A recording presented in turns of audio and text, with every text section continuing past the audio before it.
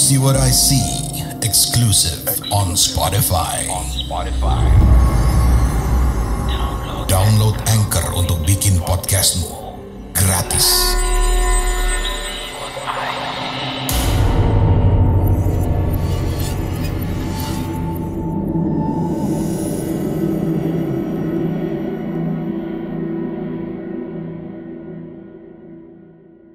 Halo, assalamualaikum warahmatullahi wabarakatuh. Waalaikumsalam warahmatullahi wabarakatuh. Warga Desa Skaudi semua, Ya.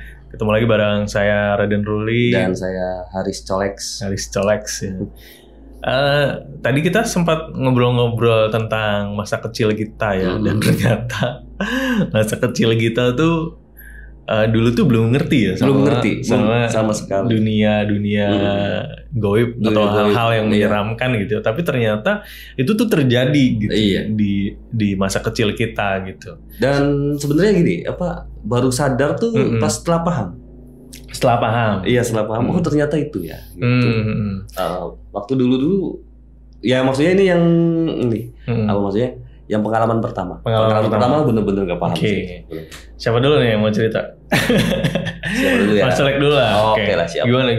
Jadi orang tua kan PNS, Pak. Jadi PNS zaman dulu kan biasanya nggak di sini ya. Maksudnya tugasnya nggak di daerah asal. Ditaruh di daerah dulu, di pelosok dulu Bang. Ya, di luar kota gitu, bukan di Cirebon. Dan itu tuh ceritanya lagi liburan sekolah. So, mudik nih ceritanya, mudik ke Cirebon, terus jalan-jalan ya ke kota lah ya, ke mall gitu. Terus saya sama adik saya, nah itu pulang menjelang maghrib sih ceritanya. Menjelang maghrib. Sampai rumah. Iya, sampai rumah maghrib. Maksudnya jadi terpisah nih Pak ceritanya. Jadi karena kita berempat, jadi bapak saya sama adik saya duluan naik beca. Nah saya sama ibu saya belakangan nih. Naik beca juga. Okay. Kan nggak mungkin berempat dong. Oh, nggak cukup lah. Nggak cukup. Okay. Kasihan mamang beca cukup sih. Kasihan mamang becanya. cukup aja, cuman lebih ke kasihan mamang beca karena lumayan jauh dan jalannya tuh naik turun. Terus pas mau sampai rumah kakek ya, mau sampai rumah kakek tuh ibu ketemu temennya. Terus jadi bapak duluan tuh sama adik saya sampai rumah kakek. Jadi saya berhenti tuh. Berhenti, saya masih di beca, masih duduk di beca. Nah, ibu ngobrol tuh sama temennya. Ngobrol-ngobrol, ibu turun dari beca kan, ngobrol-ngobrol. Dan posisi waktu itu ketemu tuh udah masuk jadi udah masuk sekitar berapa? Pemukiman warga. Iya, sudah masuk ke pemukiman warga. Tapi karena di desa ya Pak, jadi banyak masih banyak pohon-pohon gede dan jarak antar tetangganya tuh enggak rapat. Oke. Tapi enggak rapat juga dulu bisa dibilang rapat. Jadi satu rumah beberapa meter baru satu rumah. Dan itu tuh sekitar kalau nggak salah inget diukur pas sekarang kalau main ke rumah kakek tuh sekitar waktu tempat ibu ketemu sama temennya itu sekarang nih kalau saya hitung-hitung tuh 300 meter. 300 meter dari rumah. Dari rumah kakek. Oke. Jadi sebelum rumah kakek 300 meter. Nah, di situ tuh ada bangunan yang udah hampir hancur. Jadi atapnya udah nggak ada. Bata-bata juga udah ya pokoknya udah hampir roboh lah. Jendela, pintu udah nggak ada. Dan menjelang maghrib kan udah mulai gelap tuh. Ibu masih ngobrol. Nah, di situ tuh saya tuh aneh. Kenapa saya selalu tertarik melihat ke rumah itu. Dan posisi beca nih, ini rumah nih ya. Posisi beca nih parkir di sini nih. Nah, ibu di sini nih sama temennya. Jadi karena ini jalan, bukan jalan umum ya, gang. Tapi gang tuh banyak pohon-pohon. Bukan gang tuh bukan perumahan ya, tapi pohon-pohon itu. Dan banyak dapuran pring juga. Apa ya bahasa Indonesia dapuran pring? Pohon-pohon bambu. Oke, pohon-pohon bambu. Jadi begitu terus. Nah, di rumah yang hampir rubuh ini, saya tuh selalu tertarik melihat ke dalam gitu. Oke. Jadi tapi itu rumah itu udah nggak ada isinya kan? Rumah kosong kan? Kosong. Selalu tertarik untuk ngelihat ke dalam rumah kosong itu. Iya, jadi Nggak, biasanya kalau berarti ada pintu atau jendela yang kebuka ya? Udah nggak ada pintu dan jendela. Jadi udah buka aja. Udah kebuka belum. Jadi di situ banyak tanaman liar, banyak rumput-rumput liar gitu. Jadi tertarik ngeliat ke dalam aja, ngeliat ke dalam. Jadi nggak peduli tuh ibu ngobrol mau sampai kapan, jadi Nah tahu-tahu ada yang muncul. Dari rumah kosong itu? Dari rumah kosong, dari dalam. Dan ya nggak kaget nggak. Waktu itu pada saat itu nggak kaget. Saya sekitar kelas berapa ya? Antara kelas 2 atau kelas 3 SD. Berarti usia antara 7 atau 8 kalau nggak salah ingat. Itu pengalaman pertama sih. Jadi masih terkenang ya, memorable Pak. Istilahnya gitu. Ada sosok muncul. Nggak kaget. Saya kira manusia. Karena kan belum paham usia segitu, belum. Karena di rumah tuh jarang banget. Saya tuh bukan orang yang jarang banget ditakut-takutin. Maksudnya? Jadi kan ada tuh orang tua yang mas, jangan nanti dibawa setan. Ini nanti ada kalau wewe atau ada jadi apa. Pendidikannya dulu Mas Haris waktu kecil tuh jarang, nggak nakut-nakutin orang tuanya gitu ya. Nggak ditakut-takutin.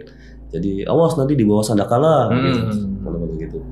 Jadi ada sosok yang muncul, bukan apa ya istilah bahasanya ya. Karena kalau muncul tiba-tiba enggak. Jadi seolah-olah makhluk ini muncul dari ruangan yang lain ke ruangan satunya ke ruang satunya gitu. Jadi kayak manusia aja. Kayak jalan aja. Iya gitu. Gitu terus ngeliat ke saya. Saya yang masih belum paham ya. Jadi cuman bisa mikir, oh rumah ini ada orangnya gitu. Tapi agak-agak menjelang maghrib gitu kan. Mungkin udah masuk maghrib juga sebenarnya ya. Cuman belum ada orang azan aja. Mungkin sudah masuk maghrib sebenarnya. Cuman jadi kan tertarik. Ini kok ada orangnya ya? Kok ada ya gitu maksudnya rumah mau rubuh, kok ada yang nempatin. Pikirannya cuma itu waktu itu. Kalau nggak salah. Karena kelas berapa ya? Antara kelas 2 atau kelas 3. Kelas 2 kelas 3. 7 atau 8 tahun pokoknya kalau nggak salah ingat saya. Nah, tahu-tahu semakin jelas ternyata perempuan. Ternyata perempuan dan saya lihat sekitar paruh baya. Jadi kalau paruh baya tuh ya tante lah ya. Dan kok rambutnya acak-acakan. Gitu. Jadi panjang gitu. Apa ya keriting gimana pokoknya acak-acakan. Saya nggak begitu paham itu rambutnya keriting atau acak-acakan gimana. Nggak pakai baju Pak. Nggak pakai baju. Jadi saya lupa nih, jujur saya lupa kalau ke bawahnya nih ini antara rok atau apa gitu. Nah, saya sempat mikir itu orang gila sih.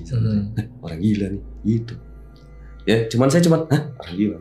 Terus saya nengok ke ibu, ibu masih asik ngobrol gitu. Udah tuh. Cuman saya nggak ada takut. Maksudnya waktu itu sebenarnya kalau biasanya anak kecil ngeliat orang gila atau apa takut dong. Ya, kok itu enggak? Nah, terus joget-joget tuh Pak. Joget-joget. Si perempuan misterius itu. Iya, joget-joget dan itu payudaranya besar.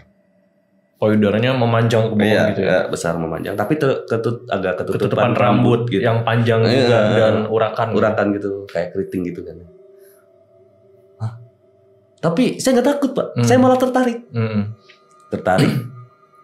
Buat dateng gitu, malah pengen deketin gitu. Wah, jadi malah seneng tuh, bawaannya happy gitu. Wah, gitu kan, lihat gitu. Nah, jadi waktu itu saya mutusin buat turun dari beca, mau turun dari beca, terus tahu-tahu ditangkap tuh sama mamang becanya, terus ditarik duduk lagi. Nah, udah. Dan baru setelah SMP berani cerita-cerita. Ternyata itu namanya wewe gombel. Atau kalong wewe. Nah, itu tuh. Itu pengalaman pertama. Itu mungkin awal terjadinya anak-anak hilang diculik wewe gombel kali ya. Itu dia tuh. Dan ya sama, ini kejadian ini juga ada teman saya yang juga yang pernah. Malah teman saya pernah dibawa. Cuman nggak lama. Nah gitu teman saya juga bilang malah nggak takut, malah tertarik. Oh pernah juga. Iya ada teman. Itu dibawanya kemana? Dia ingat nggak? Nggak ingat. Jadi dia ingat tahu-tahu dia ada di samping masjid aja waktu pas banyak orang yang nyariin, dia ditemui di samping masjid aja. Gitu. Serem juga ya. Jadi kata teman saya yang pernah, malah kalau teman saya malah ke bawah ya, kalau saya enggak karena diselamatin sama Mamang Beca. Jadi nggak ke bawah. Kalau teman saya pernah di bawah. Nah, dia nggak inget, lupa, tapi di sananya di apa ya? Karena baru sebentar. Dan itu kata teman saya juga gitu. Jadi nggak ada takutnya, malah tertarik aja buat ikut, diajak ayo. Gitu. Jadi seperti itu, mungkin itu sih pengalaman pertama ya Pak. Pengalaman pertama ya melihat sosok goib. Oke, itu dia. Jadi kebayang ya warga Skaudi maghrib ngelihat tante yang rambutnya urakan joget-joget. Mungkin kalau kelihatan mukanya tuh serem juga itu kayaknya. Saya masih agak inget sih mukanya. Masih agak inget. Emang serem? Lumayan. Kayak apa tuh? Ya kayak gimana ya? Hitam gitu ya? Ya pokoknya kotor aja deh. Kotor ya? Badan juga maksudnya nggak putih ya, nggak putih mulus gitu. Iya. Nggak putih mulus, jadi ya gitu deh. Kotor, bingung sih mendeskripsikannya, bingung. Yang pasti tidak enak untuk dilihat sih sebenarnya. Nggak enak untuk dilihat. Oke. Ya itu dia, kebayang ya.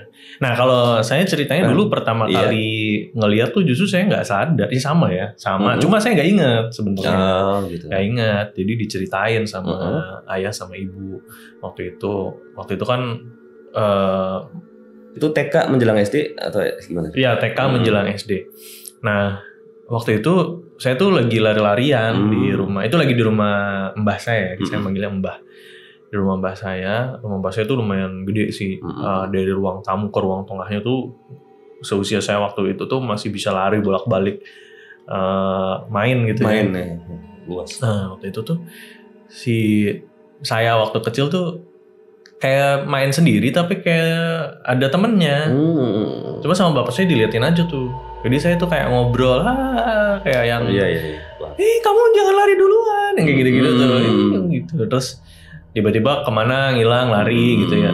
Nah pas suatu saat saya dipanggil kan, Ruli, udah makan dulu, udah mau maghrib, makan dulu, mandi dulu, makan. Udah, saya akhirnya mandi. Terus makan sambil nonton TV tuh. Saya masih ingat makannya mie instan waktu itu.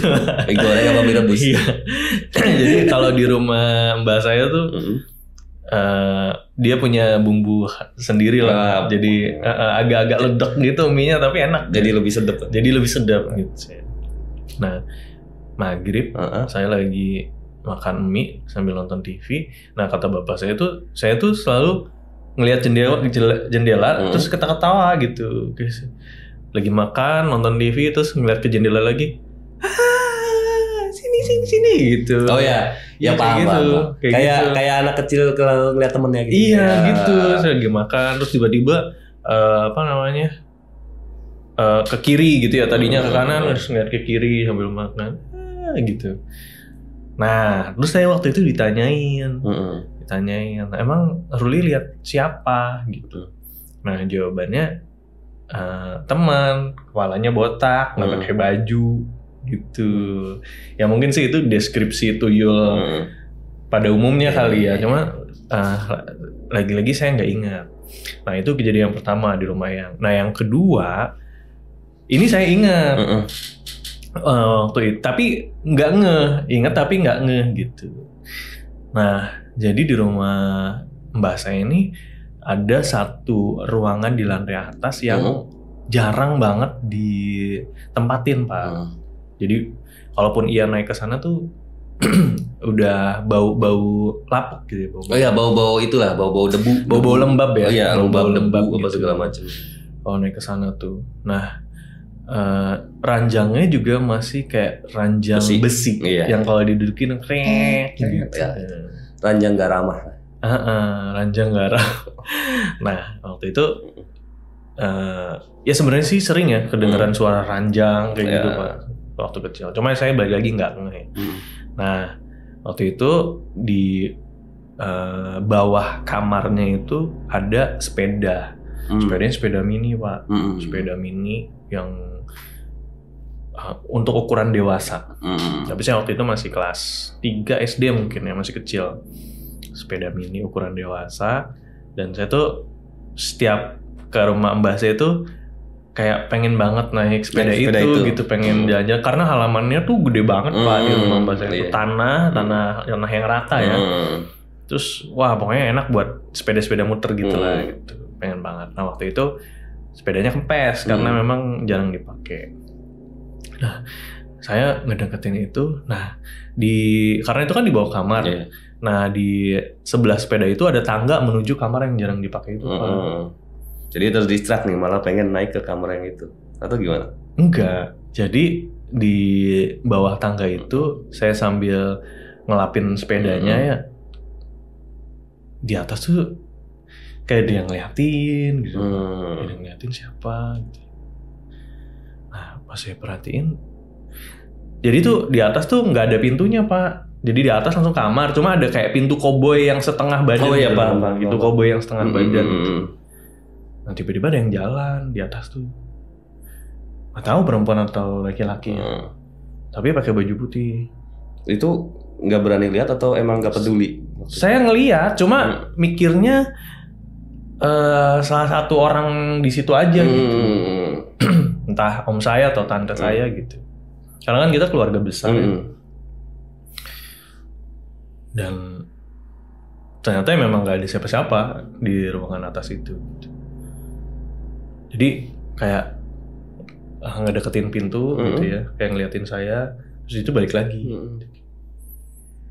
Saya jadi merindingnya setelah ingat ya. Ya udahlah gitu. Akhirnya saya ngeluarin sepeda dengan kondisi kempes, dipompa lah di depan rumah gitu sama ayah saya, dipompa.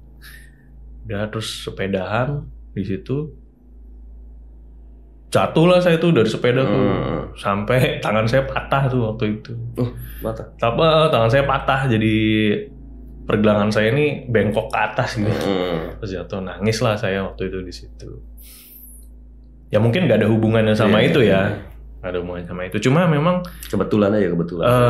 Banyak sekali sih Pak. Jadi kayak hal-hal yang buat saya sekarang kalau ingat-ingat tuh nggak masuk akal gitu. Kayak misalkan, oh ya buat informasi aja, itu tuh lingkungannya masih lingkungan keraton ya, lingkungan keraton di Cirebon. Jadi apalagi orang tua saya nih mbah itu masih keturunan dan masih nyimpen tombak-tombak bekas perang gitu Pak. Ya. Jadi tombak perang tuh beneran disenderin di tembok doang gitu. Ada 3 gitu. Enggak disenderin doang. Oke. Dan apa namanya? Waduh. Dan si tombak itu gerak-gerak tuh udah hal yang biasa. Iya, hal yang lumrah aja. Hal yang biasa. Kalau dulu tuh saya udah biasa. Gitu. Dan banyak banget kejadian yang unik-unik ya. Salah satu yang paling uniknya itu dulu bapak saya waktu muda ya di situ. Ini kayaknya sih udah pernah ceritain ya. Jadi bapak saya tuh malam-malam kebangun, pengen ke WC. Nah WC-nya tuh sebenarnya ada 3 lah ya, ada 3, kurang lebih jam 2 pagi lah. Nah ke WC yang pertama ada orang mandi, jebur. Ya sebenarnya nggak mungkin ya, jam 2 malam mandi siapa gitu ya. Ada orang mandi, ketok-ketok nggak jawab, jebur doang. Ya udahlah, ke apa namanya? WC yang kedua. Oh enggak sih, langsung ke WC yang ke belakang, ngelewatin karena WC yang itu tuh jarang dipakai. Nah WC yang di belakang, bentar. Nah WC yang di belakang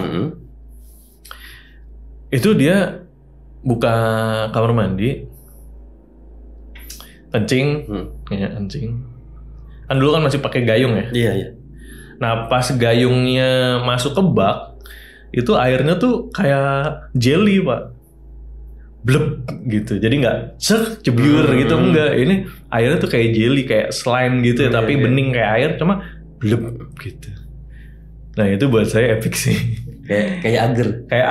Iya. Kayak agar airnya Pak, kayak agar. Tapi nggak bisa diangkat gini, nggak bisa. Lengket gitu, jebluk gitu. Dan bapak saya waktu itu ya kencingnya nggak di banjir. Nggak di ya lah. Kencingnya nggak di banjir. Ya udah deh. Nah pas besoknya nanya, ternyata dijawab sama mbah saya, katanya itu banyu urip namanya. Kalau di Cirebon ya, nggak tahu artinya apa gimana, saya nggak tahu. Cuma ya dulu kan karena masih menganut kejawen gitu lah ya, banyu urip katanya. Terus ditanyain malam siapa yang mandi, nggak ada, nggak ada yang mandi. Jadi ya itu horor banget sih. Ya udahlah, kayaknya udah cukup lah ya. Nanti lah ya, mungkin kalau ingat-ingat lagi masa kecil kita ada sesuatu apa? Ada sih sebenarnya, masih ada sih. Dan yang tadi menerusin yang tadi itu setelah saya ditahan sama Mamang Becanya, jadi itu sedikit menghilang, Pak. Oh, si genderuwonya itu. Wewe Gombel.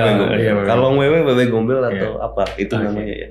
Oke, seperti itu. Siap, nanti kita balik lagi lah ngobrol-ngobrol horor lagi. Lagi di semua. Makasih Mas Colek. Makasih Mas Luli. Ketemu lagi di episode selanjutnya. Jangan lupa di subscribe, komen, di share ya ke teman-teman. Jangan lupa juga di dengerin cerita-cerita kita di Spotify ya. Cari aja.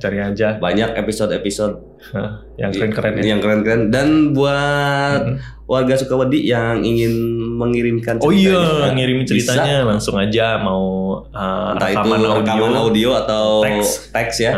Bisa langsung aja kirim ke email podcast.ceritahoror@gmail.com. Saya Raden Ruli pamit. Saya Haris Colek pamit. Assalamualaikum warahmatullahi wabarakatuh. Do you see what I see? Exclusive on Spotify. Download Anchor untuk bikin podcastmu gratis.